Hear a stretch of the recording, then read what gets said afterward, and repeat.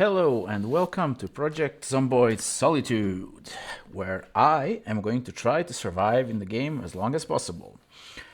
So, first things first, introductions. I'm Nick, and I've never streamed before, and I've never recorded any videos before, so this is my first time because it's fun, and I want to try my hand at it. So, what's the plan for this Project Zomboid run, Solitude run?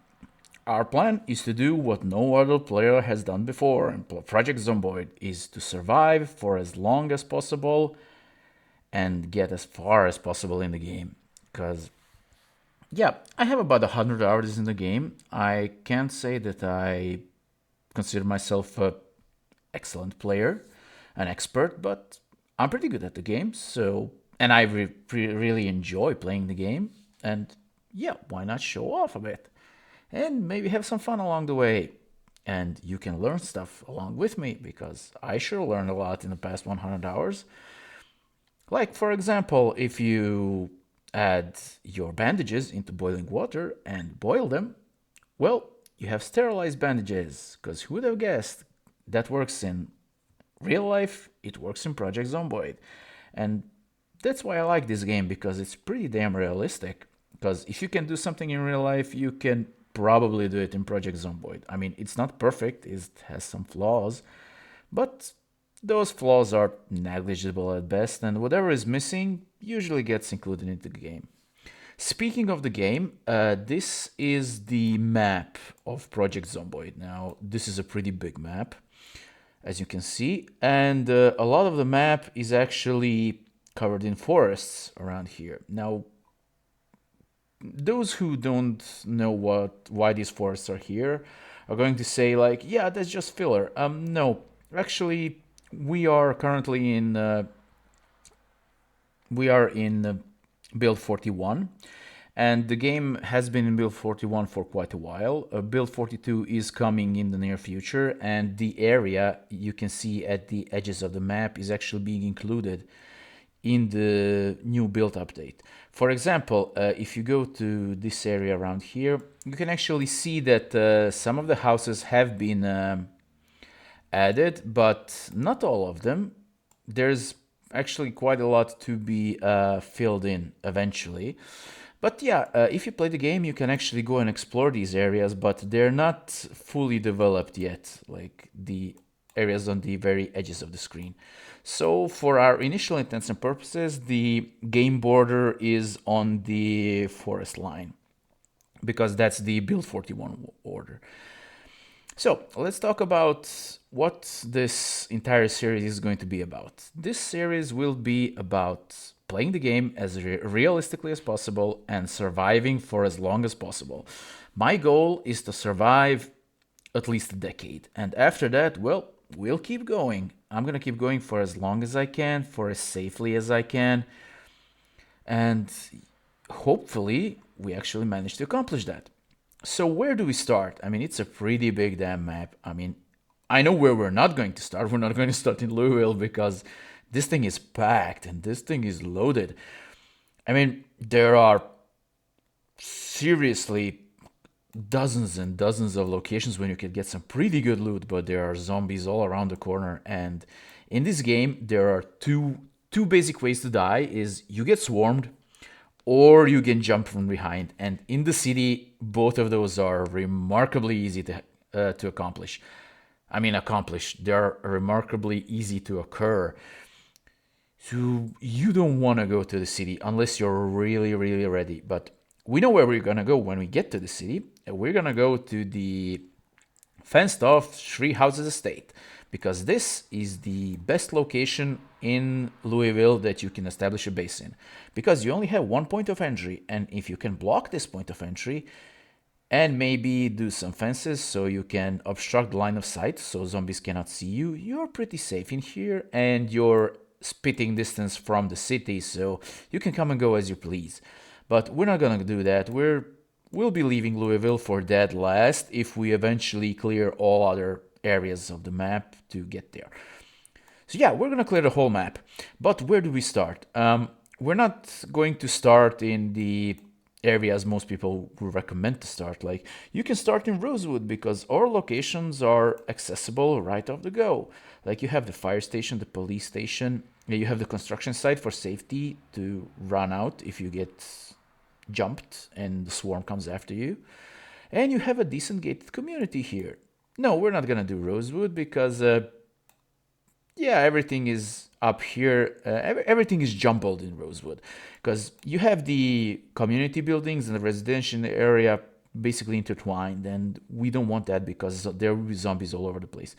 We want to establish our permanent base as soon as we possibly can, so right off the very start. And to do that, we're actually going to go to Moldraw because the Moldraw is one of the most convenient locations to start at. I mean, that's why it's number one. I mean, it is kind of dull if you stay in Moldraw because, you know, the areas are segregated. The community buildings are pretty much all located on the highway, and the residential areas are tucked in between the community areas and the forest, which means there are not a lot of zombies in the residential areas. And people say it gets boring a bit fast. I mean, why would it be boring? It's safe. So we start in Moldraw, and this is going to be our permanent base, and this is going to be our main base for this run. Why? Because it's the easiest base to fence off. It's the largest base you can get your hands on pretty fast, and it's pretty safe because there aren't a lot of zombies roaming this area, and there aren't many roaming around the forest, because forests are pretty safe in this game. I mean, pretty safe as safe can get during a zombie apocalypse. 99% of the time you will be safe in the forest, but stragglers will walk across it, like one or two. And if you pay attention, you can catch them pretty well, and you can remain safe. But yeah, we're gonna do that because we already have a forest to our south, and we don't have a lot of buildings to our west. So there's not going to be many of them from the west.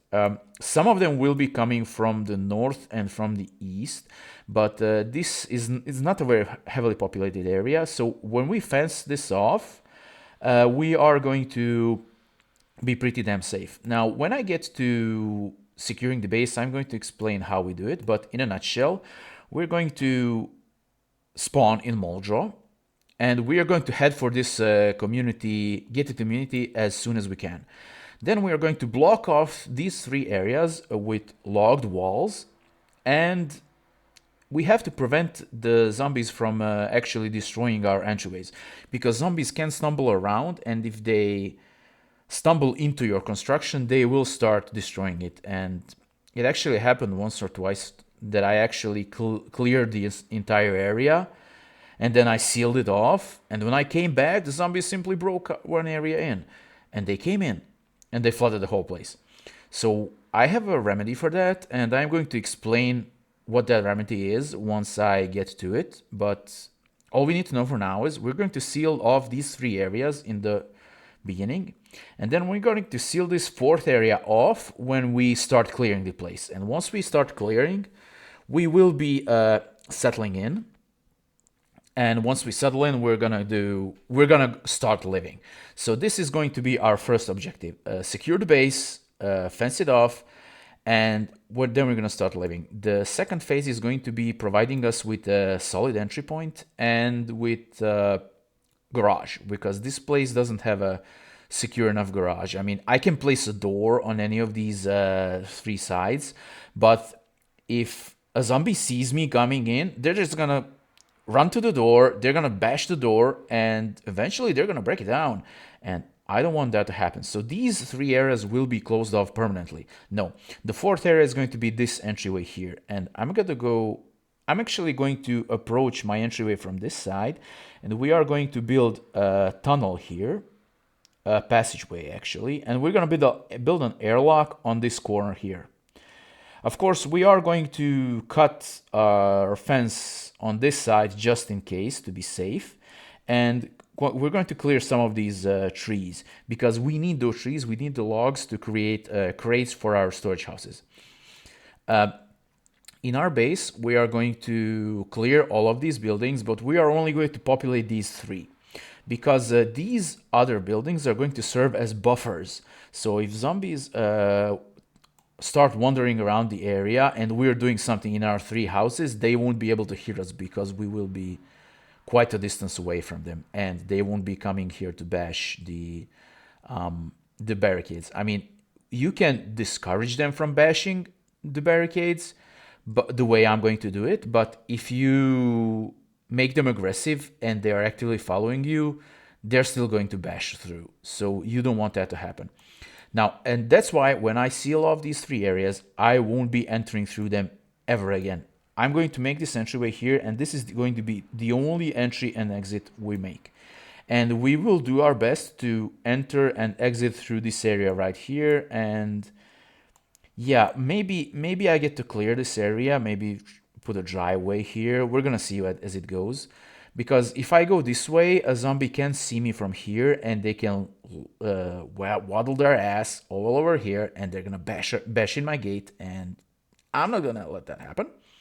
So we're gonna make ourselves a nice long pass driveway, and we get to our airlock. Then we turn around. If somebody straggles along, there's not gonna be many of them because this forest will, these trees and the houses will block them off. So if any manages to reach me, I'm going to clear them, and then I'm going to retreat in. So that's the first phase. The second phase is going to be clearing Moldra, because pretty much anything you need should be acquired from Moldra. The first thing we will go for is going to be the bookstore, because we should be getting 99% of our books to speed up our learning in this bookstore. Not that it's going to matter much, because we are going for the very long run, so slow learner is going to be one of the negative traits I pick, because this is going to be a long-term game, and it's fun learning stuff the slow way. Why not? It'll last longer. The second thing to clear, and maybe even before the bookstore, is going to be the school. Now, the school is an optional thing, because zombies, when you kill them, sometimes carry backpacks, and the only reason you want to go to the school is to get the backpacks and to get the books to get your unhappiness and boredom solved. Now, no, there's a backpack in next to this stool and around here, and a lot of times I actually found one here standing. So I thought they were predetermined. No, maybe this is a default map. I don't know. I mean, this is a fan-made website, so yeah, I mean, it could not be accurate, but it helps a lot. This map is a lifesaver. So if you play Project Zomboid, don't be ashamed to research stuff, and don't be ashamed to use this map, because this map is going to be a lifesaver. Because, for example, let's go to March Ridge. Now, March Ridge is a notorious town, because you can't set up a base anywhere, because it's pretty densely infested. I mean, you could set up in one of these buildings, but technically, when you check this map, you realize that this huge fence is actually a decent area for you to start out in, because Zeds cannot jump these fences. So you can actually build your house in this corner, and then you just jump the fence and they can't get in. I mean, by the time they get to the school, they're going to lose track of you. And you can just board up the entire school from the outside and from the inside. Clear the school, build your house on this corner, and you're pretty much safe. And that's what we're going to do. So once we clear Moldra, I am going to go to March Ridge, because March Ridge is the best source for getting the comics, comic books, because comic books are a decent way of reducing unhappiness other than books, because they're pretty rare. At least in my playthroughs, I didn't run across many books. Then again, I barely left Moldra. I've only been to Rosewood once, but I haven't had much luck with books. Not much luck with comics either, so that's why I'm gonna pick March Ridge as my second target. And of course, if I don't find the damn generator manual, because that thing is hard to find. I mean,